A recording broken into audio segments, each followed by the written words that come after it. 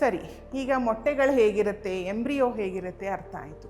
ಆದರೆ ಎಂಬ್ರಿಯೋ ಎಲ್ಲ ಚೆನ್ನಾಗಿದ್ದರೂ ಕೂಡ ಕೆಲವು ಸತಿ ಏನಾಗುತ್ತೆ, ಗರ್ಭಕೋಶದ ಲೈನಿಂಗ್ ಎಂಡೋಮೆಟ್ರಿಯಮ್ ಅಂತ ಏನು ಕರಿತೀವಿ ಅದು ಕೂಡ ಪಿ ಸಿ ಒ ಡಿಯಲ್ಲಿ ಅಫೆಕ್ಟ್ ಆಗಿರುತ್ತೆ.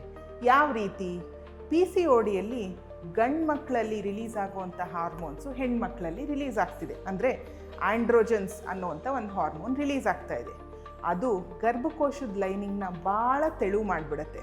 ಅಷ್ಟೇ ಅಲ್ಲದೆ ನಮ್ಮ ಗರ್ಭಕೋಶದಲ್ಲಿ ಒಂದು ರೆಸೆಪ್ಟಾರ್ಸ್ ಅಂತ ಇರುತ್ತೆ. ಅಂದರೆ ಅದೇನೇ ನಿಮ್ಮ ಎಂಬ್ರಿಯೋನ ಗರ್ಭಕೋಶಕ್ಕೆ ಕಚ್ಕೊಳೋ ಹಾಗೆ ಮಾಡೋವಂಥದ್ದು. ಆ ರೆಸೆಪ್ಟಾರ್ಸ್ ಕೂಡ ಚೇಂಜ್ ಆಗುತ್ತೆ ಪಿ ಸಿ ಒ ಡಿಯಲ್ಲಿ. ನಾವು ಏನಕ್ಕೆ ಪದೇ ಪದೇ ಏನು ಹೇಳ್ತೀವಿ ಪೇಷಂಟ್ಸ್ಗೆ, ಇಲ್ಲ ನೀವು ಲೈಫ್ ಸ್ಟೈಲ್ ಚೇಂಜ್ ಮಾಡ್ಕೋಬೇಕು, ಅದಾದಮೇಲೆ ನಾವು ಟ್ರೀಟ್ಮೆಂಟ್ ಮಾಡೋಣ ಅನ್ನೋದು ಇದೇ ಕಾರಣಕ್ಕೆ.